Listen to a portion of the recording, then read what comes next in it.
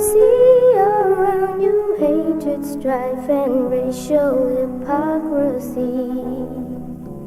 Some telling you how things are soon gonna be. You wonder what the future will truly hold. Politicians can speak so bold and promise to lead the way. If you give them your vote today, then you hope and pray. I so strongly believe that we want to make sure the No Child Left Behind Act continues to work. You measure every day. That's why you're successful business people. I mean, you know what your business is doing. I believe we ought to extend that same principle to our public schools and ask a simple question. Can a child read at grade level? And in order to determine that, that's why you measure. And if the answer is yes, we all say, great. If the answer is no, the question of it, then what are you going to do about it?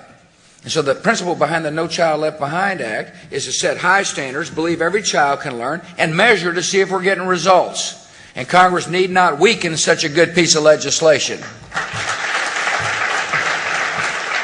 going to tell you something if you can just say it back into the camera. Okay. 7,000 kids drop out of school every school day. Wow. For real?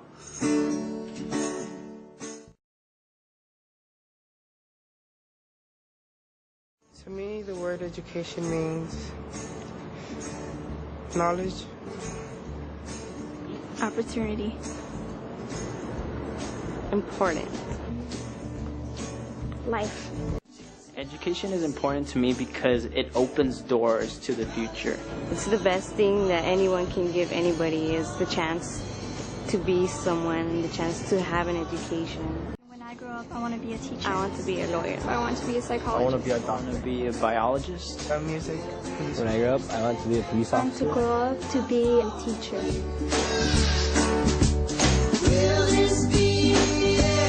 I think all the money that's being spent on the jail system and stuff could be spent on school materials and things for the kids. And like politicians want to take money out of schools and build jails.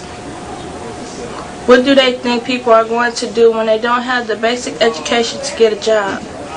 They are going to steal, rob, even kill for money. So I think that's education, more crime. So ask yourself, who's the victim?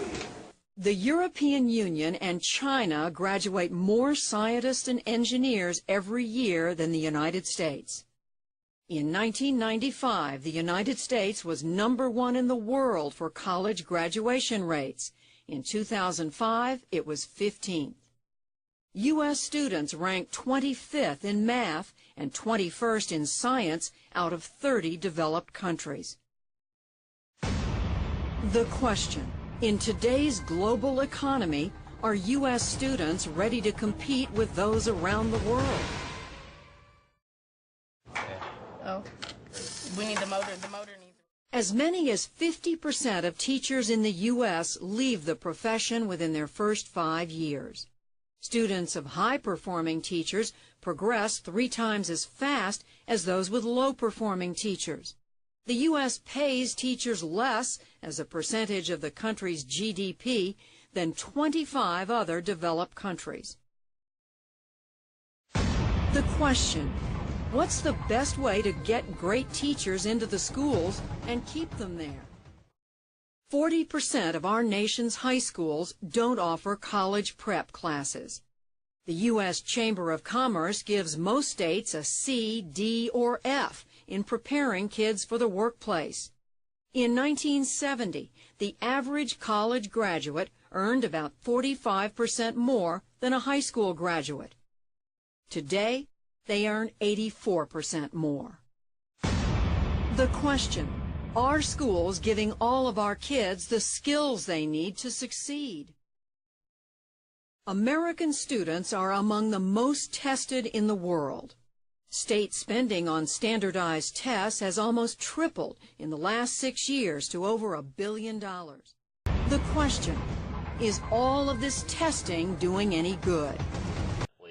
If you ask a parent what they want, what he or she wants for his child growing up, very few of them are actually going to say the things that are embedded in No Child Left Behind. That little red schoolhouse over there is actually the entrance to the U.S. Department of Education.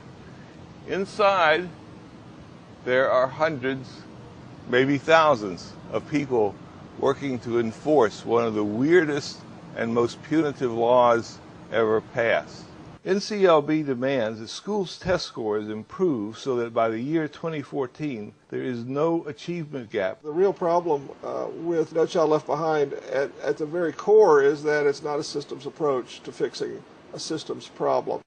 High-stakes assessment has killed teachers learning and developing as assessors, because it has basically taken these external tests and then you look at that data. But what really helps students learn is assessment that is based in the classroom. A standardized test is not going to teach them what that child needs to know, what that child needs to learn. The whole standardized test system is set up. We don't need another test to give to children to find out who the children are that are struggling. What the teachers want and what we're really asking is, how can we help these children? What can we do to really help the children who are struggling? The testing and accountability of No Child Left Behind looks at different bands or levels, and some administrators unfortunately end up spending a lot of time focusing on students who are right below passing, that they put all their energies in helping those students get a little bit better.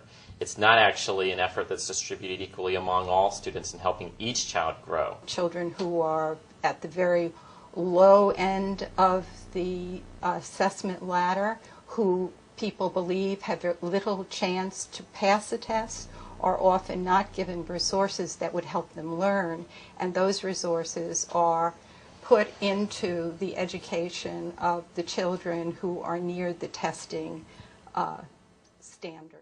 I really worry about what we're going to end up with in a few years when these children who have grown up in this era of testing and know how to eliminate the wrong answer and how to fill in a bubble with a number 2 pencil really, really well, get out into the world and are asked instead to solve real problems and to do analytical thinking and to work creatively and think outside of bubbles and boxes. And they need to understand that every child does not thrive in the same kind of school.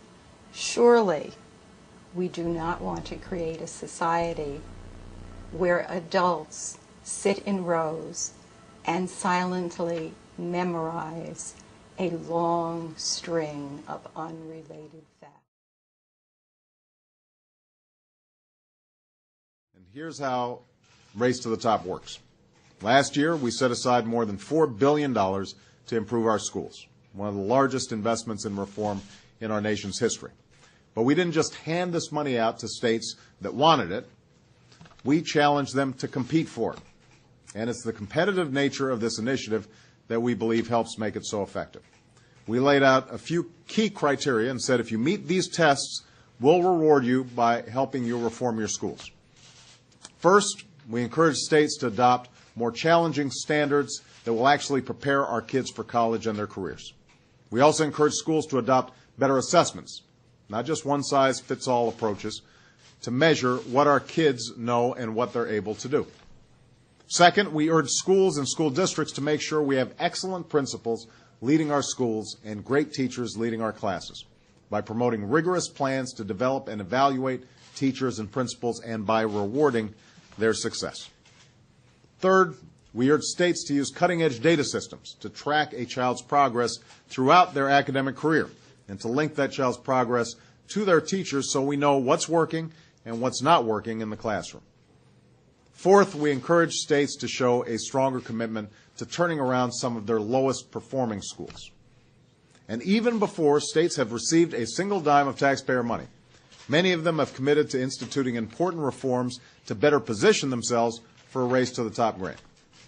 48 states have now joined a nationwide partnership to develop a common set of rigorous career-ready standards in reading and math. Wisconsin has enacted legislation permitting schools to link student achievement to the performance of teachers and principals. In Illinois, Louisiana, Tennessee, California, we've seen changes in laws or policies to let public charter schools expand and succeed. These are public schools with more independence that are formed by teachers, parents, and community members. So by rewarding some of these states submitting applications today, by extending the race to the top for states, by launching a race to the top among school districts, and by applying the principles of race to the top to other federal programs, we'll build on this success. We're going to raise the bar for all our students and take bigger steps towards closing the achievement gap that denies so many students a fair shot at their dreams. There are words like freedom, sweet and wonderful to say. On my heartstrings, On my heartstring, freedom sings all day, every day. There are words like liberty that almost make me cry. If you had known what I know, You would know why. It makes me feel a whole lot better that I know that you're going to hear this. You're going to know what's going on from the students, because maybe you don't hear from students very much. Well, this is my chance to let you know. Hope you take it in consideration. Thank you for listening. Our deepest fear is not that we are inadequate. Our deepest fear is that we are powerful beyond measure. It is our light, not our darkness, that most frightens us. Your playing small does not serve the world. There is nothing enlightened about shrinking so that other people won't feel insecure around you. We were all meant to shine as children do. It's not just in some of us, it's in everyone. And as we let our own light shine, we unconsciously give other people permission to do the same. As we are liberated from our own fear, our presence automatically liberates others.